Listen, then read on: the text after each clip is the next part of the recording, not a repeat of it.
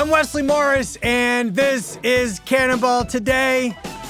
I got work to do. I got a job, baby. So, I saw this Devil Wears Prada sequel. Together again. Hello? Well, look what TJ Maxx dragged in. Sorry. Who is this? And I liked it more than I thought I was going to. I mean, I didn't need this thing, even though all the money it's making is saying somebody does. But I do like how it figured out a way to repeat the original conceit. And in the first movie, Anne Hathaway plays this aspiring journalist who reluctantly ends up at a fashion magazine. That I can't even talk about. All right, everyone, gird your loins. And now she's an unemployed journalist who reluctantly makes her way back to the same fashion magazine where her old, fabulously terrible boss, Miranda, played by Meryl Streep, Miranda? Took you long enough. is still queen.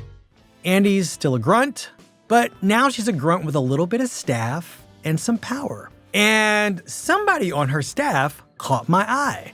His credited name is Mac, and he's played by Larry Mitchell. Mac got laid off with Andy from their last job, and she brought him with her to this magazine.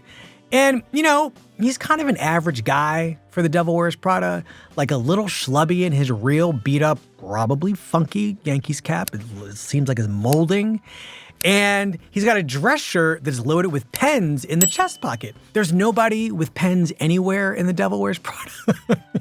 So, I mean, he kind of stands out. And all I could think while I watched this guy during his 5 minutes of screen time was, why is this movie not more about him? I mean, I could have watched a whole comedy about this guy coming to work, being ridiculed for his masculinity, his love of sports and sandwiches, his utter lack of interest in the fashion world. What do his story pitches even look like at a place called Runway Magazine when he looks like he's throwing out a pitch in the fourth inning of a baseball game? I don't know. These are just thoughts that I was having watching this movie. And, you know, once upon a time, this guy would have been the Anne Hathaway of this sequel. He'd have been a version of what we call a working stiff type.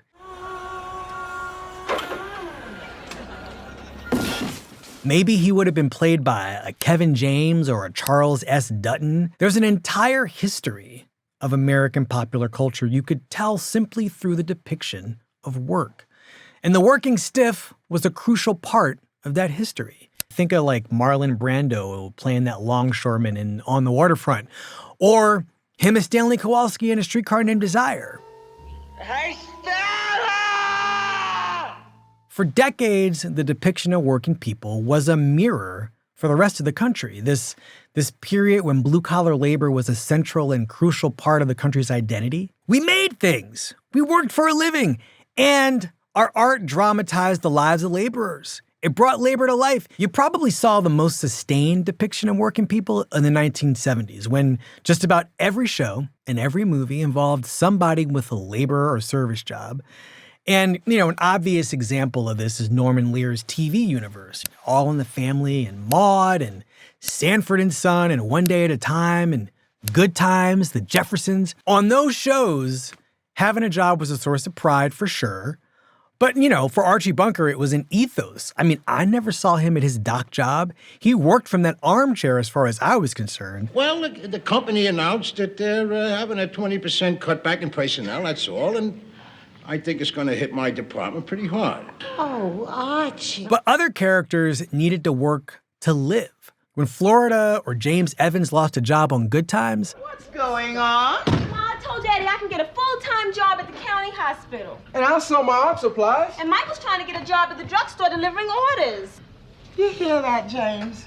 They're all willing to sacrifice to keep you home. I remember thinking as a kid that this is my mother's worst fear, and I don't know if I can handle the stress of seeing this go down. And I was like 6. But this art also valorized work. It took it seriously, at least as a subject. In Urban Cowboy, we watched John Travolta work in the oil fields, and then there was Sally Field and Norma Ray.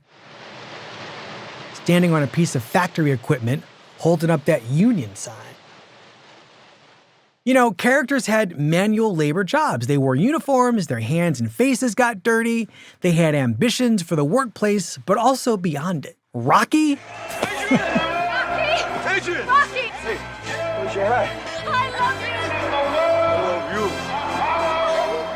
I mean, that's basically a movie about a loan shark's debt collector who meets a nice girl who works in a pet store. I mean, that's what the movie is. And by the 1980s, you could see that depiction of work kind of starting to change.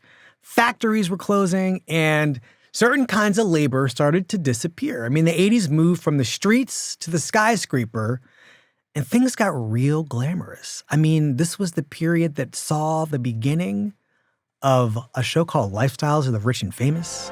Get ready for another incredible Lifestyles, your VIP journey into the lives and loves of today's winners who really know how to enjoy the great things of life. Big business and corporate America were the new dockyards, y'all. The point is, ladies and gentlemen, that greed, for lack of a better word, is good.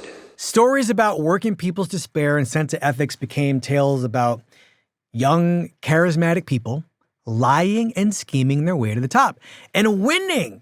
Michael J. Fox going from his Kansas farm to a New York City office tower and the secret of my success. First, the idea of this merger made me as nervous as a long-tailed cat in a room full of rocking chairs. But then I realized I was wrong. The combination of our products and your distribution capabilities could vault Penrose right to the top of the market. Melanie Griffith, and a working girl, hoofing it in from Staten Island every day, running this game where she pretends to be her boss. This woman is my secretary. She's not. Oh, no? Ask her.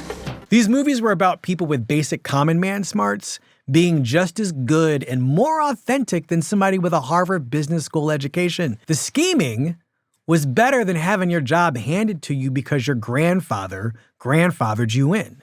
But there was always a seed of doubt about the moral soundness of these operations back then. There were so many movies about corporate evil, and they usually involved some kind of new technology. Denzel Washington in Virtuosity, Sandra Bullock in The Net. But by the time the 2000s roll around, there is this identity shift, not away from worker and working, but definitely toward a more humane depiction of technology, genius, and CEOs. And I'm going to say that Iron Man was that shift. Is it better to be feared or respected? And I say, is it too much to ask for both? This is 2008. I mean, we already know who Mark Zuckerberg is at this point. Steve Jobs is a god. We have Facebook on our iPhone. And here was a whole movie about this guy named Tony Stark, this conceited tech genius who doesn't listen to anybody and reluctantly agrees to save the world. But I did you a big favor. I have successfully privatized world peace. We're adjourned for the day. Basically, this billionaire asshole. What was new was that the movie was sure we would love him. It's funny, Miranda Priestley arrives 2 years before Tony Stark. She's as unyielding a boss as he is a colleague. That first Devil Wears Prada movie doesn't need her to be warm. But 20 years later, after 4 seasons of Succession and many, many seasons of Shark Tank, of superstar founders and CEOs, of billionaire politicians, and the venture capitalists and moguls who back them, men, all men. This sequel wants us to see Miranda brought a little bit low so we can appreciate that she could have always been worse.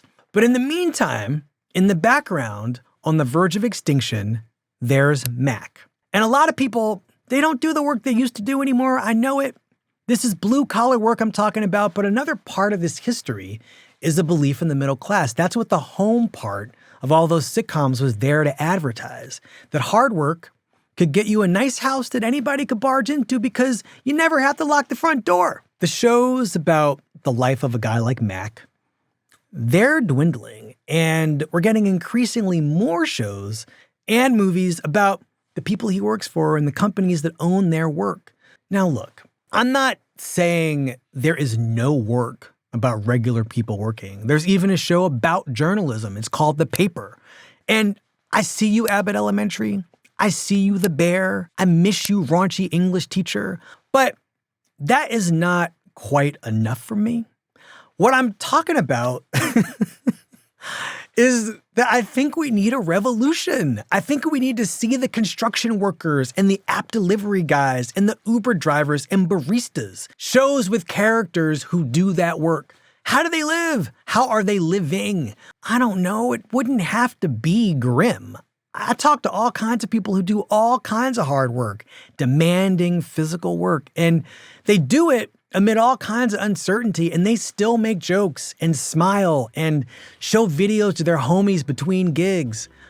Popular art about work has always been a kind of fantasy of what's possible. And I'd rather watch something about the dream of how things could be for working people than let all serious depictions of employment be taken over by the people trying to fire us. So pack up your things, and HR will be in to see you shortly. Happy?